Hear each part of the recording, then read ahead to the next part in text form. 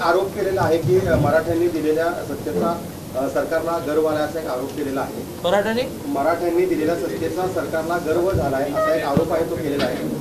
आमचे सगळे नेते हे इतके नम्र आहेत, काही गर्व कोणाला झाला नाही आणि गर्व झाला नाही म्हणूनच मराठा समाजाच्या विकासासाठी एवढ्या योजना केल्या आहेत। आता काल परवाकडनं गर्व झाला असता तर मराठा समाजाला दिलेल्या आरक्षणामध्ये एक टेक्निकल मुद्दा आला की व्हेरिफिकेशन ॲडमिशनच्या वेळेला द्यायचा नियम आहे केंद्राचा, पण एकनाथ शिंदेने बदलला की व्हेरिफिकेशन 6 महिने देऊन चालेल।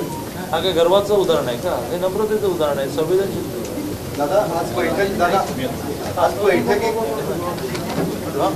आज बैठक भाजपची झालेली आहे। तर आगामी निवडणुका ज्या आहेत त्या माहिती म्हणून सगळेजण आपण सामोरे जाणार आहे। मात्र हळूहळू एकत्र भाजप म्हणून आपल्या किती जागा लढवण्यासाठी आता तयारीची सुरू झाली प्रत्यक्षात काय 288 जागा लढवण्याची तयारी, पण महायुतीमध्ये लढण्याचा ठाम निर्णय। त्यामुळे महायुतीमध्ये बीजेपीला जेवढ्या जागा मिळतील तेवढ्या लढू, तयारी 288। उरलेल्या जागांमध्ये सहयोगी पक्षांना मदत करा।